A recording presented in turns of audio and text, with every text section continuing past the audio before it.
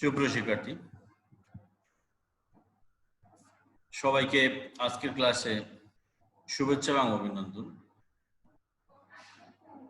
শিক্ষা নিয়ে গর্ব দেশ শেখ হাসিনার বাংলাদেশ। মানুষ মানুষের জন্য, জীবন জীবনের জন্য।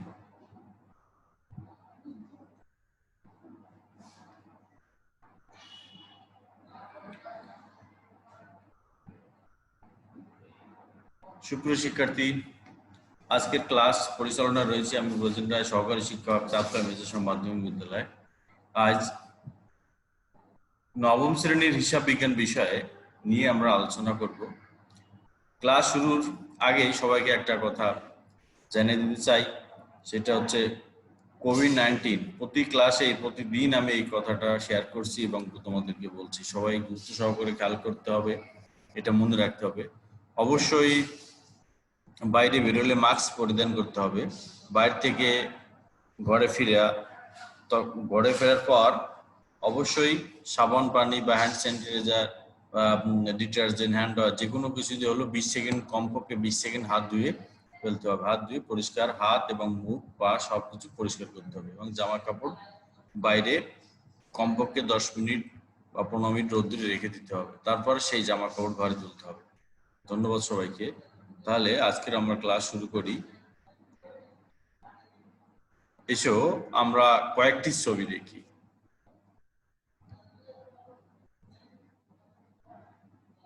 প্রথমে আমরা একটা ছবি দেখতে পাচ্ছি। এটা একটা সুন্দর একটা বাড়ি বলতে পারি, একটা ঘরের ছবি বলতে পারি। এটা সুন্দর একটা ঘর। হ্যাঁ, আমরা আরেকটা ছবি দেখতে পাচ্ছি। এই ছবিটাও কি আমরা কি দেখতে পাচ্ছি? এটাও একটা সুন্দর একটা ঘরের ছবি আমরা দেখতে পাচ্ছি। আচ্ছা আচ্ছা, এখন আমরা কি দেখতে পাচ্ছি? এখন আমরা নগদ টাকা পয়সা এখানে রাখা আছে, তাই না? নগদ টাকা পয়সা আমরা দেখতে পাচ্ছি। তাহলে আমরা আরেকটা ছবি দেখে নেই। এখানে কি দেখা যাচ্ছে? এই ছবিতে আমরা অনেকগুলো বই সুন্দরভাবে সাজিয়ে রাখা আছে। তাহলে আমরা কি দেখছি? দুইটা ঘর। তাহলে আমরা একটা এবং দুটো ঘর এবং নগদ টাকা দেখতে পাচ্ছি, বই দেখতে পাচ্ছি। তাহলে কেউ কি বলতে পারবে আজকে আমরা কি নিয়ে আলোচনা করব? হ্যাঁ, বলো দেখি। এখানে আমরা দেখতে পাচ্ছি একটা এবং দুইটা ঘর, তাই না? তাহলে আমরা যদি সুন্দরভাবে এটাকে বলি, সাজিয়ে বলি, তাহলে কি বলতে পারবো? দুই ঘরা নগদান বই। তাহলে আজ আমরা কি নিয়ে আলোচনা করব? দুই ঘরা নগদান বই নিয়ে আলোচনা করব। আজ আমরা দুই ঘরা নগদান বই নিয়ে আলোচনা করব।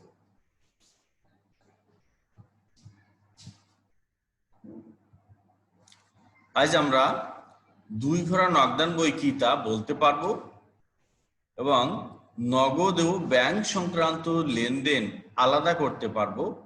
বিপরীত দাখিলা কি তা ব্যাখ্যা করতে পারবো। চতুর্থ, দুই ঘরা নগদান বই আমরা প্রস্তুত করতে পারবো। তাহলে আজ আমরা কি কি শিখছি? দুই ঘরা নগদান বই সেইটা আমরা কি সেটা বলতে পারবো এবং নগদ এবং ব্যাংক সংক্রান্ত লেনদেন আলাদা করে চিহ্নিত করতে পারবো এবং বিপরীত দাখিলা, তাই না, কন্ট্রা এন্ট্রি বলি আমরা, রিভার্সিং এন্ট্রি বলি, তাই না, এইটাকে আমরা ব্যাখ্যা করতে পারবো এবং দুই ঘরা নগদান বই প্রস্তুত করতে পারবো। তাহলে ধন্যবাদ শিক্ষার্থীরা। তাহলে আমরা শুরু করি আবার। আচ্ছা, দেখো তো এখানে আমরা কি দেখতে পাচ্ছি? এখানে আমরা একটা হিসাবের বই দেখতে পাচ্ছি, তাই না? এখানে একটা ক্যাশ বুক বলা যেতে পারে, তাই না? এটা একটা হিসাবের বই দেখতে পাচ্ছি। এখানে বিভিন্ন ধরনের হিসাব তারিখ অনুসারে লিপিবদ্ধ করা হচ্ছে। তাহলে দেখো হিসাবের যেখানে যে হিসাবের বইতে হিসাবে কোন কোন ধরনের লেনদেন এই হিসাবের মধ্যে লিপিবদ্ধ করা হচ্ছে। আমরা আরেকটা ছবি এখানে দেখে নিচ্ছি। এখানে আমরা একটা কি দেখতে পাচ্ছি? এখানে নগদ টাকা দেখতে পাচ্ছি, দুজনের সাথে কি লেনদেন হচ্ছে, আদান প্রদান হচ্ছে। এখানে নগদ টাকার মাধ্যমে আদান প্রদান হচ্ছে, আর এখানে আমরা একটা চেক দেখতে পাচ্ছি। তাহলে কিভাবে হচ্ছে? দুইভাবে কিন্তু এখানে নগদ লেনদেন হচ্ছে, দুইভাবে আদান প্রদান হচ্ছে। সেই বিষয়টাই কিন্তু আমরা হিসাবের বইতে লিপিবদ্ধ করছি। তাহলে আমরা নগদান বই বলতে কি বলতে পারি? দুই ঘোড়া নগদান বই বলতে নগদ এবং চেকের যে লেনদেন হিসাবভুক্ত করা হয়। তাহলে বলো তো এখানে কোনো বাকি লেনদেন কি অন্তর্ভুক্ত হবে? এখানে নগদান বইয়ে কোনো বাকি লেনদেন অন্তর্ভুক্ত হবে না। তাহলে শুধুমাত্র দুঘোড়া নগদান বইয়ে নগদ এবং চেকের মাধ্যমে যে লেনদেন হবে সেই লেনদেনকে আমরা হিসাবভুক্ত করতে পারবো। তাহলে সবাই সুন্দরভাবে আমরা শিখতে পারলাম। বলতো দুঘোড়া নগদান বইয়ে কোন কোন লেনদেন লিপিবদ্ধ করা হবে? শুধুমাত্র নগদ এবং চেকের লেনদেন লিপিবদ্ধ করা হবে। খুব সুন্দর। তাহলে এখন আমরা কি করব? দুঘোড়া নগদান বইয়ের একটা নমুনা ছক আমরা দেখে নিই, কিভাবে দুঘোড়া নগদান বইয়ের ঘর কাটতে হয়, কোথায় কি কি লিখতে হয়, এটা আমরা এখন শিখে নেব। তাহলে আমরা দেখতে পাচ্ছি কি দুঘোড়া নগদান বই, তাই তো? দুই ঘোড়া নগদান বইয়ের প্রথমে হলো আমরা দুটো হাত আমাদের সবার আছে না? হ্যাঁ, তাহলে প্রথমে বাম হাতকে আমরা ধরে নেব ডেবিট সাইড এবং ডান হাতকে আমরা ধরে নেব ক্রেডিট সাইড। এবং তাহলে দেখো আমরা দুই সাইডে, তাহলে আমাদের ডেবিট সাইডটাকে আমরা বলবো প্রাপ্তি সাইড। এটাকে প্রথমে কি আছে? তারিখ, প্রাপ্তি, রসিদ নং, খতিয়ান পৃষ্ঠা, নগদ টাকা এবং ব্যাংক টাকা। তারপরে ঠিক একই ভাবে অনুরূপ ভাবে ডেবিট ক্রেডিট সাইডে অর্থাৎ ডাইন হাতে ওখানেও তারিখ হবে, এখানে প্রাপ্তি ছিল, এখানে প্রদান হবে, তারপরে ভাউচার নং হবে, খতিয়ান পৃষ্ঠা, নগদ টাকা, ব্যাংক টাকা। মনে রাখতে হবে দুঘোড়া নগদান বইয়ের মূল কথা আছে ডেবিট সাইড অর্থাৎ বাম হাতে, সেটা হচ্ছে কি যত প্রকার নগদ প্রাপ্তি এবং চেকের মাধ্যমে প্রাপ্তি হবে সেইটা আমরা ডেবিট সাইডে লিপিবদ্ধ করব। আর যত প্রকার খরচ আছে অর্থাৎ যে লেনদেন দ্বারা নগদ টাকা কমে যাবে বা চলে যাবে সেটা আমরা কোন সাইডে লিপিবদ্ধ করব? সেটা আমরা ক্রেডিট সাইডে লিপিবদ্ধ করব। যদি আমার নগদ টাকা চলে যায় তাহলে আমরা নগদান কলামে লিপিবদ্ধ করব। যদি সে লেনদেনটা চেকের মাধ্যমে হয়ে থাকে তাহলে আমরা ব্যাংক কলামে লিপিবদ্ধ করব, তাই না? খুব সুন্দর। তাহলে আমরা দুই ঘোড়া নগদান বইয়ে দুই ধরনের লেনদেন লিপিবদ্ধ হয়। কি হলো? একটা হলো নগদ লেনদেন আর একটা হচ্ছে ব্যাংকের লেনদেন অর্থাৎ চেকের মাধ্যমে যে লেনদেনটা হবে। নগদ টাকা হলে নগদানে বসবে, চেকের মাধ্যমে যেটা হবে সেটা ব্যাংক কলামে বসবে। সুন্দর, মনে থাকবে। এবং মনে রাখতে হবে এটাই যে নগদ টাকা যদি প্রাপ্তি হয় তাহলে ডেবিট সাইডে বসবে এবং নগদ হলে নগদ কলামে বসবে, চেকের মাধ্যমে হলে সেটা ব্যাংকের কলামে বসবে। ঠিক অনুরূপ যে লেনদেন দ্বারা নগদ টাকা কমে যাবে বা চলে যাবে, প্রতিষ্ঠান থেকে হ্রাস বুঝাবে, সেক্ষেত্রে সে প্রধান সাইডে আমরা লিপিবদ্ধ করব এবং চেকের মাধ্যমে হলে ব্যাংকে বসাবো, নগদের মাধ্যমে হলে আমরা নগদান বইতে লিপিবদ্ধ করব। তাহলে এখন আমরা কিছু লেনদেন দেখি। এখানে আমরা একটা লেনদেন দেখতে পাচ্ছি। দেখো এখানে বলা হচ্ছে অনেকগুলো সুন্দর সুন্দর মশলার ছবি দেওয়া আছে। এখানে কি দেখতে পাচ্ছি? এখানে হলুদের গুঁড়ো আছে, জিরার গুঁড়ো আছে, আদার গুঁড়ো আছে, সকল প্রকার মশলা এক কথা আমরা বলতে পারি। এর ক্রয় মূল্য কত? ৫,০০০ টাকা দেওয়া আছে। এই লেনদেনটা কিভাবে হচ্ছে? নগদে হচ্ছে না চেকের মাধ্যমে হচ্ছে? সেই বিষয়টা আমরা এখানে খেয়াল করে দেখি। এখানে এই ৫,০০০ টাকা মূল্য পরিশোধ করা হচ্ছে। কিসের মাধ্যমে পরিশোধ করা আছে? দেখো এই ছবিতে আমরা দেখতে পাচ্ছি নগদ টাকা গুনিয়ে তার হাতে তুলে দেওয়া হচ্ছে। তাহলে কি হচ্ছে? এটা কিন্তু নগদে লেনদেন হচ্ছে। এই ক্রয় মূল্য আছে ৫,০০০ টাকা। এই লেনদেনটা কিভাবে হচ্ছে? নগদের মাধ্যমে হচ্ছে, নগদ টাকার মাধ্যমে হচ্ছে। এটা কিন্তু কোনো চেকের মাধ্যমে হচ্ছে না। মনে রাখতে হবে, খেয়াল করতে হবে।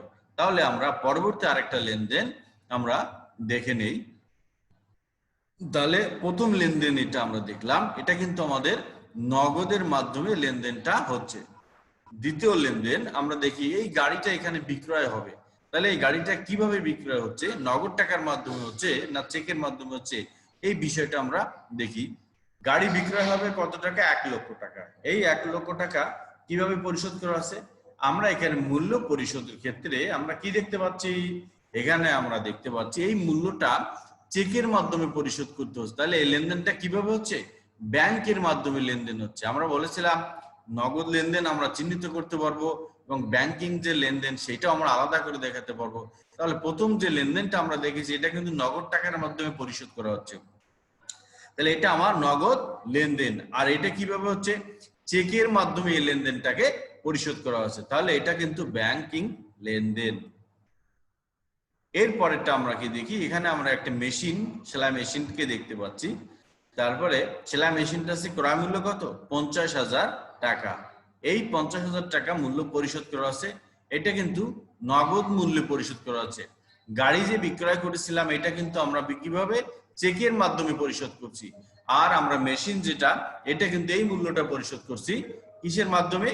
নগদ টাকার মাধ্যমে এটা আমরা পরিশোধ করছি, তাই না? খুব সুন্দর। তাহলে আমরা এখান থেকে নগদ এবং ব্যাংকিং লেনদেন কিন্তু আলাদা করতে হলো। যে টাকাটা নগদের মাধ্যমে পরিশোধ করা হচ্ছে সেটা কিন্তু আমার নগদ লেনদেন, আর যেটা চেকের মাধ্যমে পরিশোধ করা হচ্ছে এটা আমার কি লেনদেন? এটা অবশ্যই ব্যাংকিং লেনদেন। এবার আমরা দেখব আসবাবপত্র বিক্রয় কত টাকা?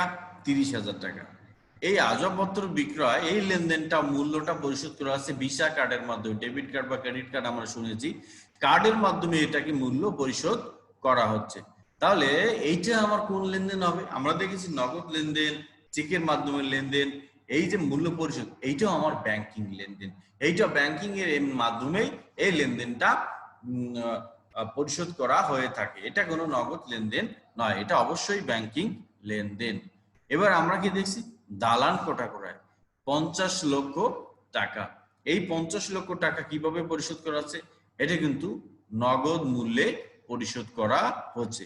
তাহলে শিক্ষার্থী বন্ধুরা, এখন আমরা নগদ লেনদেন এবং ব্যাংকিং লেনদেন আলাদা করে দেখাতে পারবো? হ্যাঁ, সবাই একটু খেয়াল করে, মনোযোগ দিয়ে খেয়াল করো তো। পিছনে আমরা যা শিখে আসছি, আমরা কি করব? নগদ লেনদেন, এখন আমরা কি করব? নগদ লেনদেন গুলো আলাদা করে চিহ্নিত করব এবং ব্যাংকিং যে লেনদেন সেগুলো আমরা আলাদা করে চিহ্নিত করতে পারবো। তাহলে কি হচ্ছে? পণ্য আমি ক্রয় করেছিলাম 5,000 টাকা, এটা নগদ মূল্যে আমরা পরিশোধ করেছিলাম। মেশিন ক্রয় করেছিলাম 50,000 টাকা, এটাও কিন্তু আমার নগদ মূল্যে পরিশোধ করা হয়েছিল। আর দালান কোটা করা এইমাত্র আমরা দেখলাম 50 লক্ষ টাকা, এটাও কিন্তু নগদ টাকার মাধ্যমে পরিশোধ করা হয়েছে। এটা কিন্তু আমরা চেকের মাধ্যমেও করিনি, কোনো ভিসা কার্ডের মাধ্যমেও করা হয় নাই, কোনো ক্রেডিট কার্ডের মাধ্যমে বা ডেবিট কার্ডের মাধ্যমে এটা করা হয় নাই। তাহলে নগদের মাধ্যমে যে লেনদেন সংগঠিত হয়েছে এগুলোকে আমরা কে বলবো? নগদ লেনদেন। তাহলে আমার ব্যাংকিং লেনদেন কি হতে পারে? কোন লেনদেনগুলো এবার ব্যাংকিং? এবার আমরা কি করব? এখন আমরা ব্যাংকিং লেনদেনগুলো আলাদা করে চিহ্নিত করব। দেখো, দুটো লেনদেন আমাদের ছিল। গাড়ি বিক্রয় ছিল 1 লক্ষ টাকা, এটা আমরা চেকের মাধ্যমে দিয়েছিলাম। আসবাবপত্র বিক্রয় যে 30,000 টাকা, এই টাকাটাও আমরা কি করেছিল? এইটাও চেকের মাধ্যমে পরিশোধ করা হয়েছিল। তাহলে আমরা নগদ লেনদেন এবং ব্যাংকিং লেনদেন আলাদা করতে শিখেছি, তাই না? তাহলে শিক্ষার্থী বন্ধুরা বলতো, নগদ লেনদেন এবং ব্যাংকিং লেনদেনের মধ্যে মূল পার্থক্য কি হচ্ছে?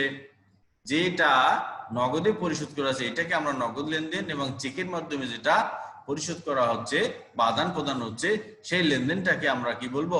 ব্যাংকিং লেনদেন। শুধু চেকের না, যেটা আপনারা ডেবিট কার্ড এবং ক্রেডিট কার্ডের মাধ্যমেও যে লেনদেনটা হয় এটাকেও আমরা কি বলবো? ব্যাংকিং লেনদেন। তাহলে এখন আমরা কি দেখবো?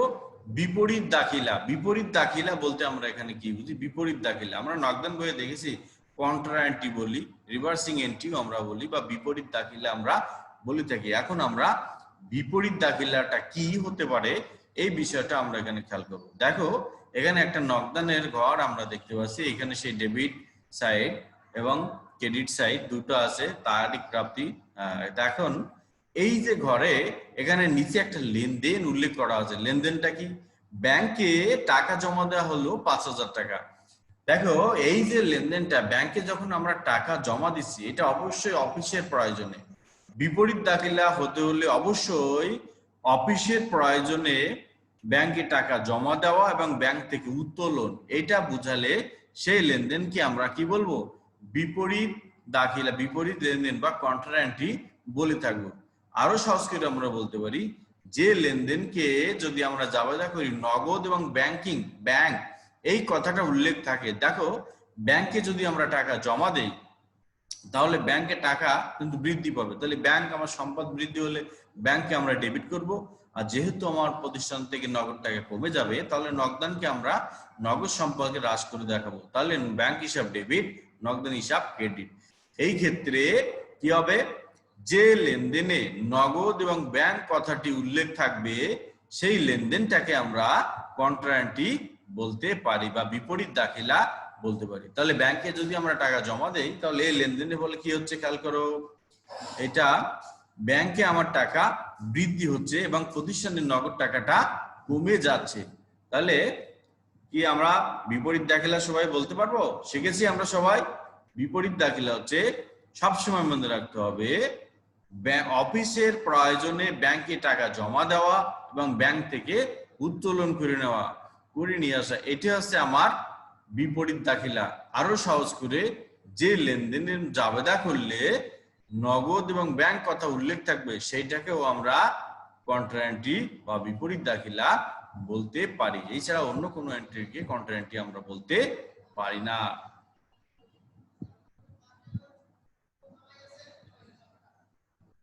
এখন আমরা পূর্ণাঙ্গ একটা অঙ্ক সমাধান করব। সেটা হচ্ছে কি, চৌধুরী অ্যান্ড সন 2018 সালে জানুয়ারি মাসে তার লেনদেন নিম্নরূপ। জানুয়ারির 1 তারিখে নগদ উদ্বৃত্ত 5,000 টাকা, ব্যাংক উদ্বৃত্ত 3,000 টাকা। 2 নাম্বার বলা হচ্ছে চেকে পণ্য ক্রয়, চেকের মাধ্যমে পণ্য ক্রয় করা হয়েছে 2,000 টাকা। দেনাদার থেকে চেক প্রাপ্তি, আমি দেনাদার কাছ থেকে চেক পাচ্ছি 2,000 টাকা। অফিসের জন্য আইএস ক্রয়, আইপিএস ক্রয় করেছি 5,000 টাকা। পুরাতন আসবাবপত্র বিক্রয় 9,000 টাকা। রাজীবের নিকট থেকে পণ্য বিক্রয় 7,000 টাকা। ব্যক্তিগত প্রয়োজনে ব্যাংক হতে উত্তোলন 2,000 টাকা। এবং 20 তারিখে বলছে ব্যাংক হতে উত্তোলন 5,000 টাকা। 23 তারিখে বলছে শামীমের নিকট নগদ প্রাপ্তি 3,000 টাকা। 25 তারিখে বলছে আনোয়ারকে নগদ পরিশোধ করা হয়েছে 3,000 টাকা এবং ব্যাংক সুদ মঞ্জুর করলো 300 টাকা। 30 তারিখে বলছে ব্যাংক চার্জ ধার্য করা হলো 200 টাকা। এখন এই অঙ্কটাকে আমরা সবাই সমাধান করব। এটা তাহলে আমরা কয় ঘর নগদান প্রস্তুত করব?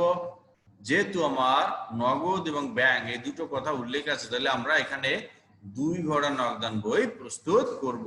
যদি আমার এখানে বাটার কোনো কথা থাকতো তাহলে আমরা 3 ঘোড়া নগদান বই প্রস্তুত করতাম। তাহলে এখন আমরা কয় ঘোড়া নগদান বই প্রস্তুত করব?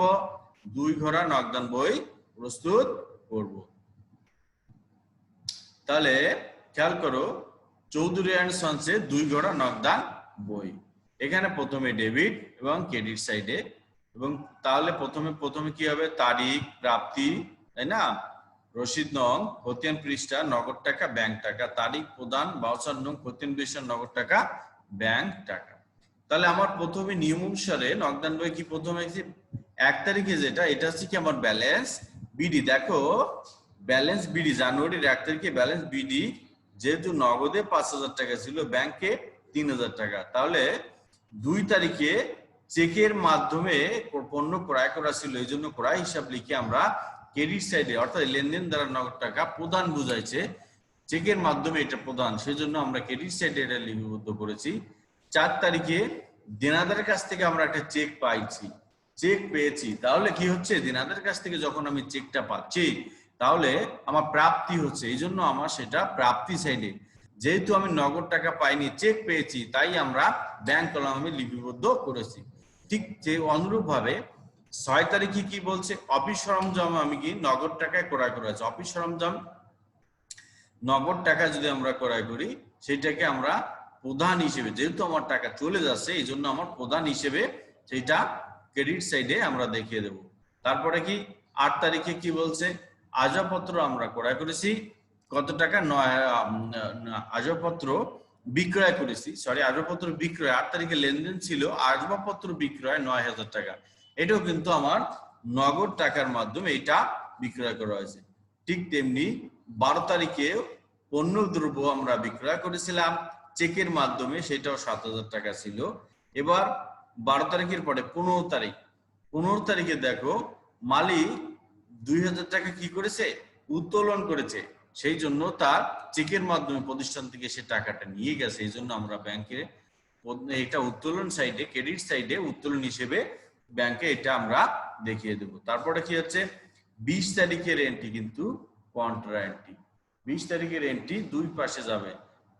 20 তারিখের এন্ট্রি আছে কন্ট্রা এন্ট্রি ব্যাংক হিসাব, ব্যাংকের কি করছে কন্ট্রাক্টটি সবসময় সি বা ক এটা আমরা লিখতে হবে এবং ব্যাংক ডেবিট সাইডে বিপরীত নাম, যেহেতু ব্যাংক হিসাব লিখে আমরা নগদের কলমে টাকা বসাবো 5,000 টাকা, ঠিক অনুরূপ ক্রেডিট সাইডে 20 তারিখ লিখে নগদান হিসাব লিখে টাকা বসাবো ব্যাংকের কলমে।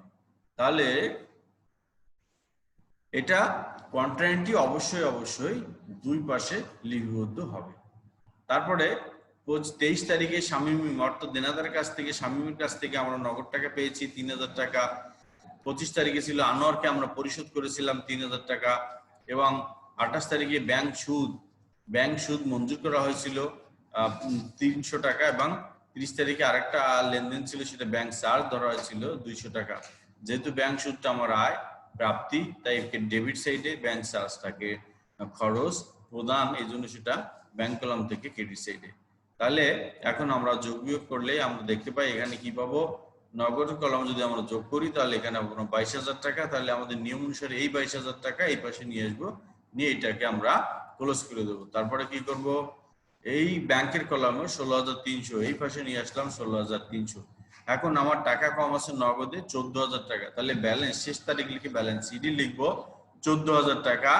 ঠিক তেমনি ব্যাংকের কলমে টাকা আছে 7,100 টাকা কম আছে, সেটাকেও আমরা কি করব, সেটাকেও আমরা ব্যালেন্স সিডি এবং এটাকে পরবর্তী মাসে ব্যালেন্স বিডি হিসেবে দেখিয়ে রাখবো। এটা জানুয়ারি ফেব্রুয়ারি হিসেবে ব্যালেন্স বিডি হিসেবে এটা আমরা দেখিয়ে রাখবো। তাহলে আমরা শিখলাম, সুন্দর। তাহলে সবাই একটু খেয়াল করো, প্রত্যেকে এই গ্রুপের মাধ্যমে ক গ্রুপ এবং খ গ্রুপ জোড় দল এবং যাদের রোল নাম্বার জোড় আছে তারা এক গ্রুপে থাকবে, 2-4 জন করে থাকো।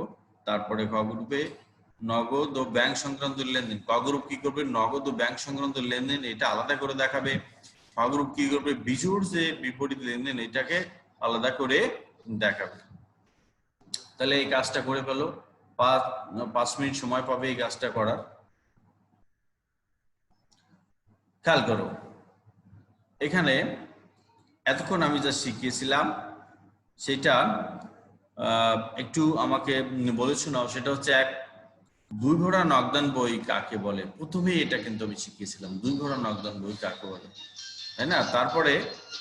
তারপরে চেকের মাধ্যমে লেনদেন নগদান বইয়ের কোন কলমে বসবে, চেকের মাধ্যমে লেনদেন নগদান বইয়ের কোন কলমে বসবে।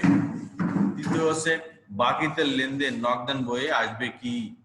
আমরা শিখেছি বাকিতে কোনো লেনদেন কি নগদান বইয়ে লিপিবদ্ধ হবে, বাকিতে কোনো লেনদেন নগদান বইয়ে লিপিবদ্ধ হবে না, নগদান বইয়ে লিপিবদ্ধ হবে না, তাই না? খুব সুন্দর।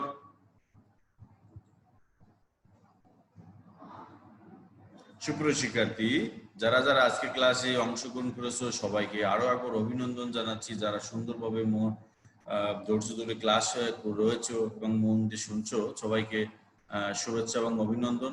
প্রত্যেকে এই বাড়ির কাজটা লিখে রাখো যে বিপরীত দাখিলা বলতে কি বোঝায়। আজকে শিখেছি এটা বাড়ি থেকে সুন্দরভাবে সাজিয়ে গুছিয়ে নিজের ভাষায় লিখে নিয়ে আসবে বিপরীত দাখিলা বলতে কি বোঝায় এবং এটার উদাহরণ সহ এটা লিখে নিয়ে আসবে।